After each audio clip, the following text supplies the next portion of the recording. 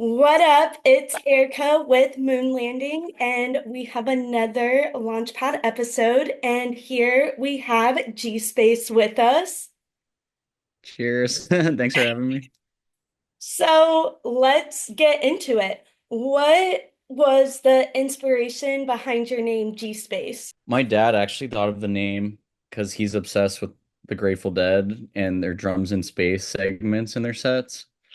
Like he used to go to a lot of their shows and like during the second sets they have like a set break kind of where they just do this thing called drums in space and like they would experiment with synthesizers and weird noises and like and drums and percussion and like it was way out there and a lot of people almost like would go to the bathroom or go get food during that or something. But my dad always was like so captivated by like the sound. So like I've been making beats since I was like 7 pretty much on keyboards and my mom and dad were always supportive getting me keyboards and like I started producing on computers around like 12 too and like then making weird noises and stuff and my dad just thought that was a good fit. He's always been a fan and like the Grateful Dead did a lot of cool stuff with the culture and just progressing with instruments and sounds and synthesizers and things like that,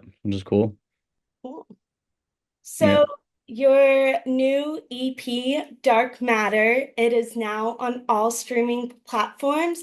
You ready to get a little more into Dark Matter? Sure. Yeah. What was your creative process like when you were producing it?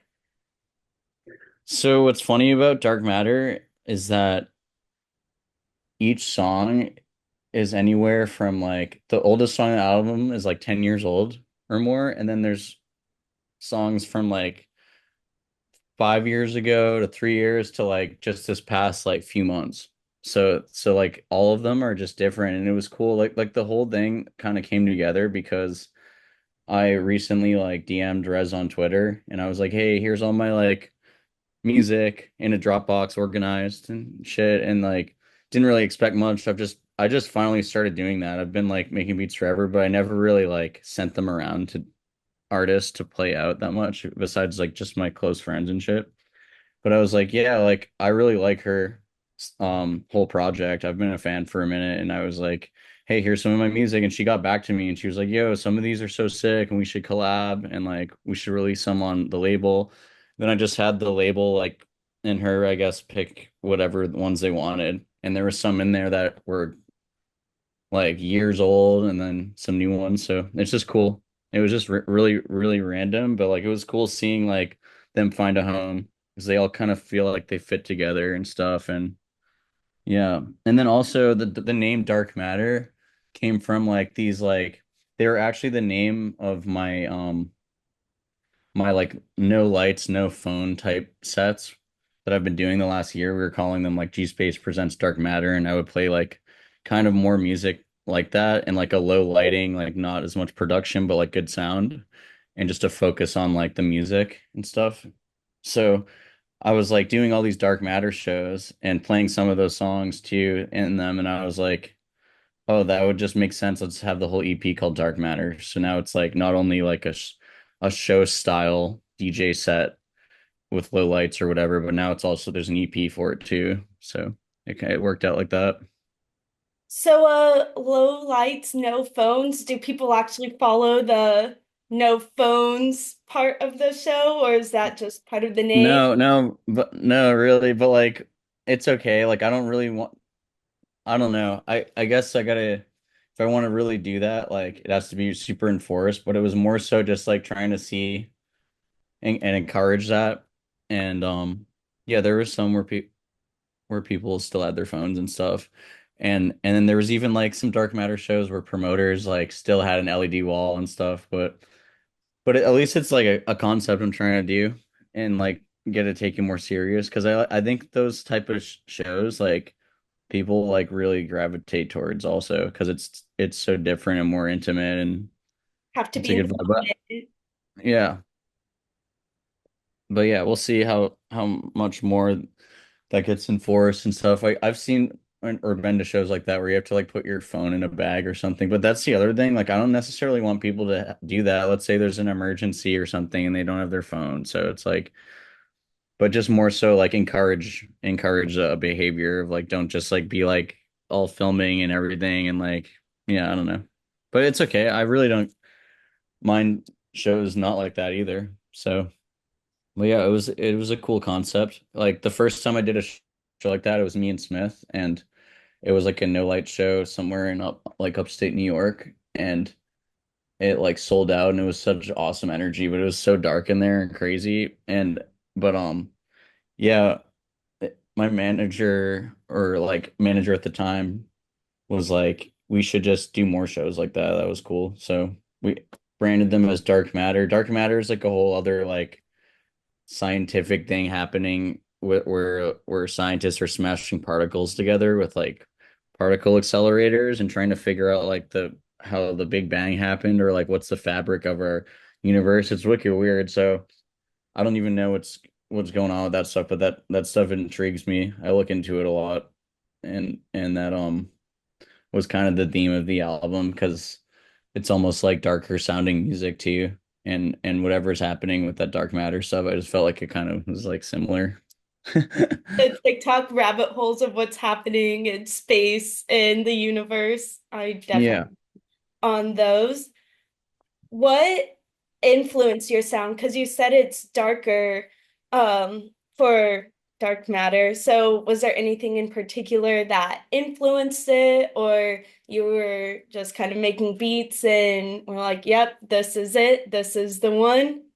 Yeah, I make all genres and stuff all the time, and I've been like a fan of like filthy dark dubstep and deep dub and trappy things like that since like 2010. So yeah, sometimes I make that type of stuff, and then sometimes I'll make just instrumental music. I like piano is my favorite. Like my next record is probably going to be a bunch of like piano, real instrument, electronic beats and stuff, which is funny just to go from like dark matter to that. But like, and then my album 2 albums ago was like alternative rock almost with electronic music. So like I'm just always making so many genres. So yeah, it was cool. It was pretty much really just because of Rez being like, "Oh, I like some of these tunes. Let's put them on my label." And she kind of like her and her label picked like a bunch that worked together, which is cool because I never knew like what to do with those tracks.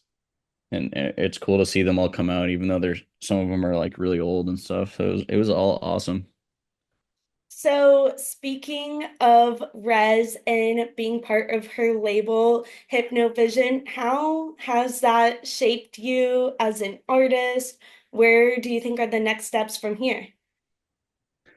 I mean, I'm pretty much just waiting on their lead, like with I don't know, like I'm just it's just cool to have support from them. Like and I have my own label too, Iceberg, and I don't really release with that many labels, but I've always been a fan of Rez and I like their team surrounding the label and yeah, we'll see. Maybe I'll like me and Rez have been trying to collab. I've been sending her whips and we haven't found one yet, but try to get a tune with her, hopefully play some shows with her and then do my own thing also on the side. Like I'm probably gonna release another record soon and do a whole tour around it in 2025. We'll see what happens there, but yeah, just it's always cool to it would be like an honor and a dream to collaborate with her because I think we make a really cool record and it's cool to have her support. So I'm just hoping it goes there. I'm gonna keep sending her whips.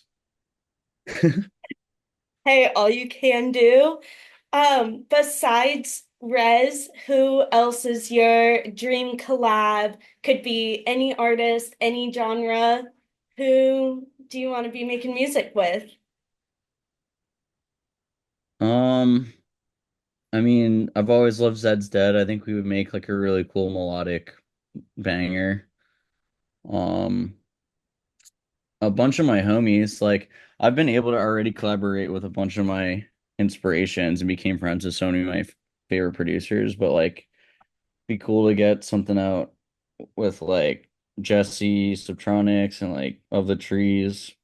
But yeah, just whatever happens. Like I work with so many people and I have so many friends and we have so much unreleased music. It's just whatever.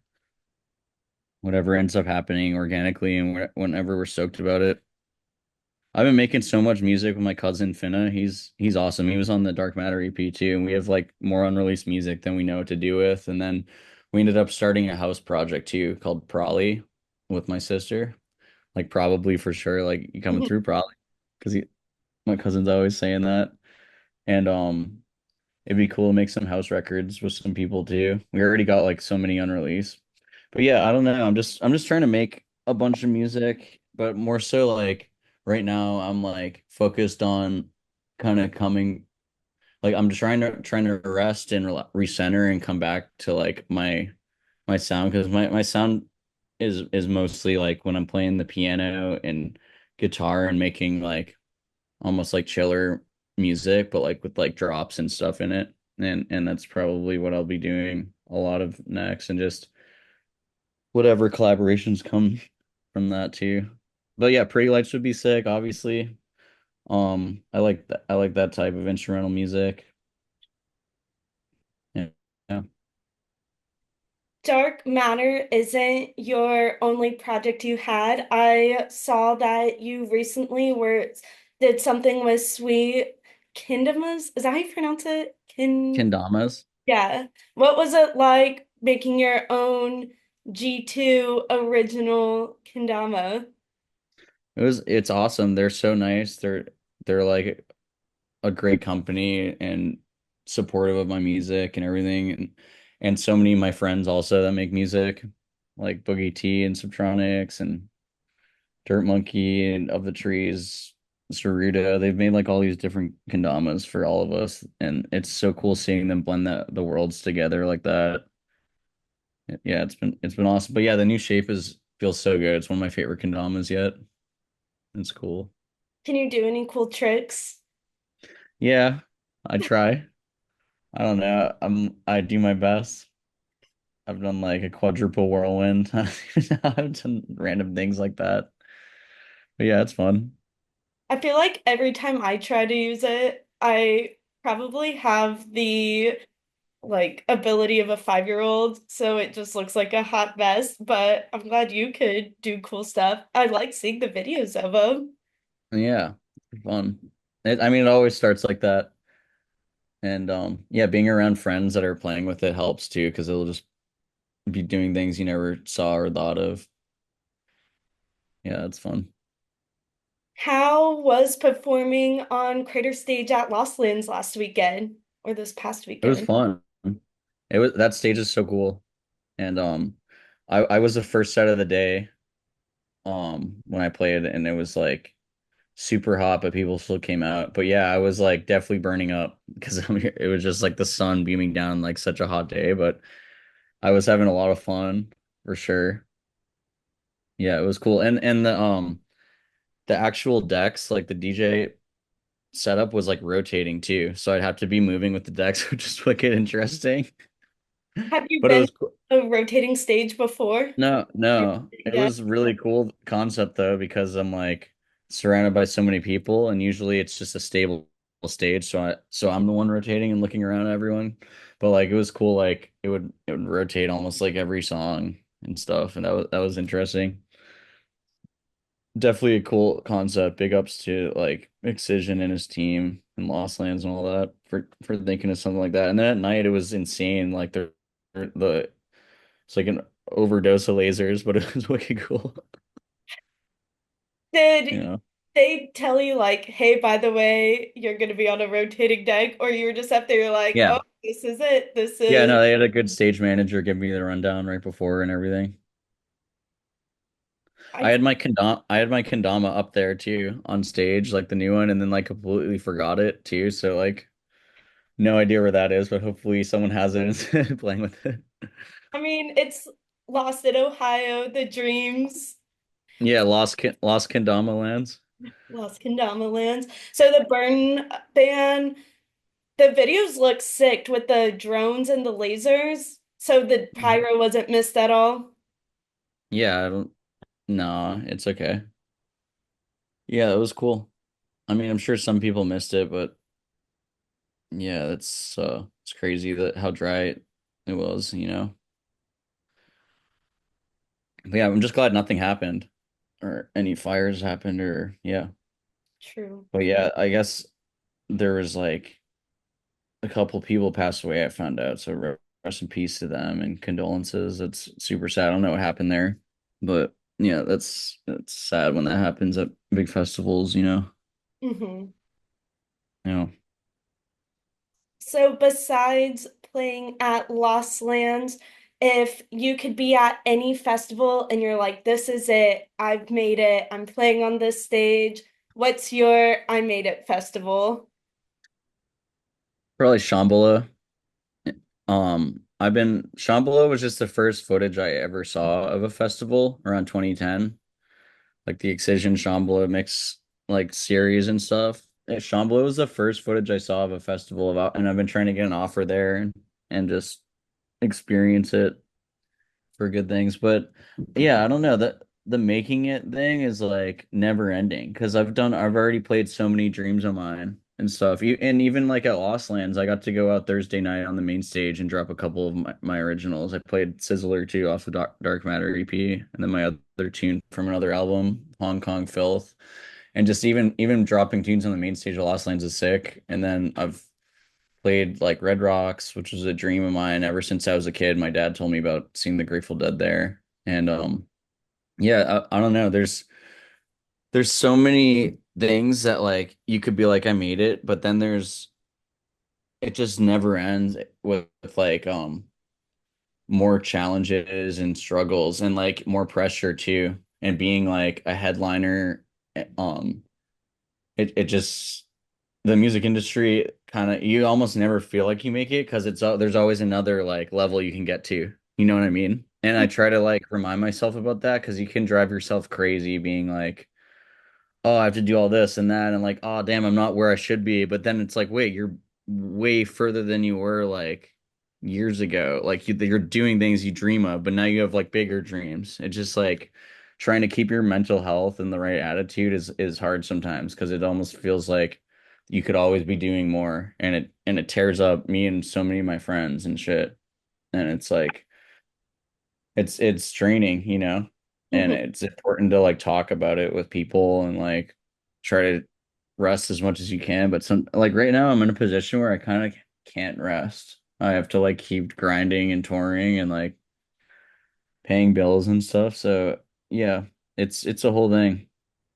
But I'm grateful to do it. Like I've been doing this, like I've tried to be like a full-time artist so many times and like failed and had to get a job, but like still did it as much as I could. But I've been doing like it successfully enough since like 2018 now or 2019, which is awesome. I'm grateful for that.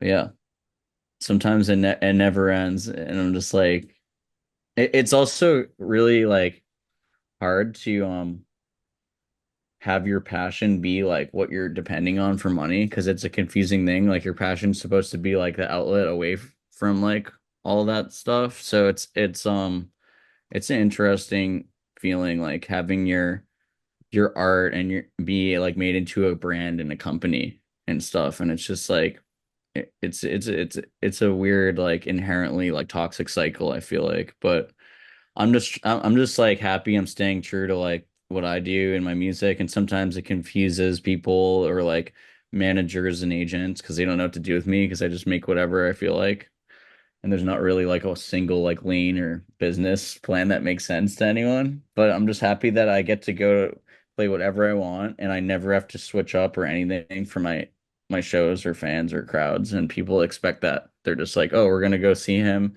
I've been improvising every set for like years. I don't even know. And I'm always playing different things from old records to new ones to friends' music. And just I'm happy that I have like freedom to do whatever I want. I'm not being like molded by anyone. And that's like what really is the happiest part of that, you know. Hmm. So, with all the shows you've played at, the stages at festivals, I'm sure you have seen some wild mosh pits. What is the craziest thing you've ever seen in a mosh pit? I mean, like probably. I mean, one time, like, I was dropping a tune with my friend at like the stage at Okeechobee, and like the kids are going so crazy at the rail that it like broke, and they somehow like ran up, like almost like, and like everybody was like, stop, stop, like stop everything. That was like years ago, but yeah, that was pretty crazy.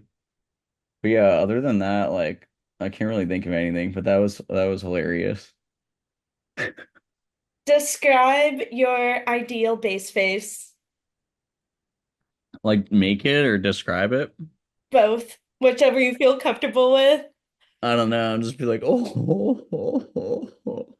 It's almost like I'm like crying or something. Like that used to be a whole thing for me for like a year straight. I would just be like, oh, or like, when the music's like too good or it's just so concerning. And it like vibrates through you. Yeah. When it's just like the nastiest thing you ever heard, and you're just like, oh.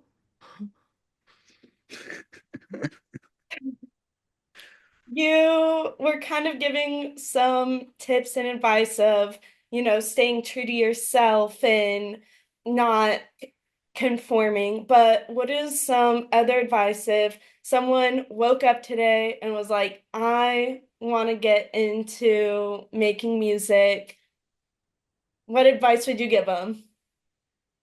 Um, just like spend a lot of time doing it for you and just making things that you like and not for like what's trending or other people and stuff, and just like find yourself through it, rather than losing yourself through it trying to be something else that you're not, or like something else that's working at the time.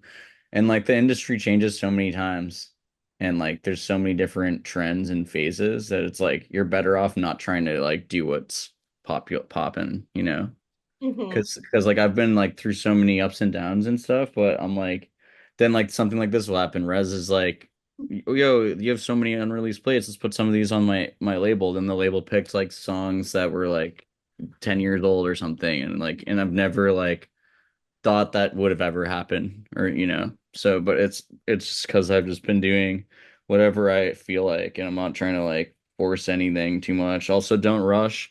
And this is another one thing too, like don't ever get discouraged by putting out music and it didn't do as well as you thought, because then all of a sudden, like, I put out records that like no one liked or like listened to, or I thought people didn't like it. Then all of a sudden I like checked Spotify the other day, and I have this song called Marimba Jam, and it was like in my top songs on Spotify and has like hundreds of thousands of streams or some shit. It might even have like a million or more now. I have no idea. But I'm like, damn, that record literally like was like one of my worst like records. And then all of a sudden like people just found it like this year. So like don't let yourself get like beaten, like don't beat yourself up in your head, or being like, because like time is a weird thing. Like it might not pop off right away, but like if it's timeless enough, I guess, and people, you never know, people will find it and stuff. So like, and the main reason I put so much music out, and sometimes I like almost feel like I'm putting like too much music out, but I don't think there's really such thing, because like you're gonna end up leaving the planet one day and pass away, and like put as much art as you can out, or leave as many impacts as you can. You never know where it's gonna go, or the people it'll touch and affect, and like, yeah, it's been really really cool. Like things I never would have like expected, as like with songs that I've put out, have like saved people from suicide and stuff. And they'll message me and they'll be like, "Oh, I was like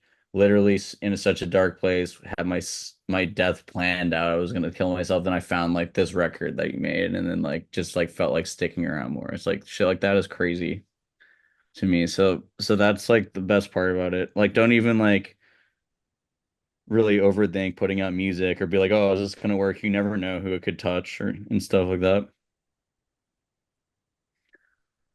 That leads right into the next question. Here at Moon Landing, we love to practice gratitude. How do you practice gratitude into your daily life? That's like my like main like religious like behavior. I feel like I'll be like, thank you, God, thank you, universe, thank you, everything, every day, even through the struggles. Even when I'm like having like the worst time, I'll be like, thank you, like still for this, because I'm trying to stay grateful and like not be completely jaded by so much bullshit. Because I feel like it's all just part of it. The ups and the downs. It's like helps you appreciate the good. And like I have so much good going on right now, and then I'm also stressed with so much other stuff that and it's just still being grateful for all of it. And like just I don't know. Like I said, I'm happy I've been able to just do this and play and make whatever music I want for years and been able to like have a living off of it, even if it's stressful sometimes.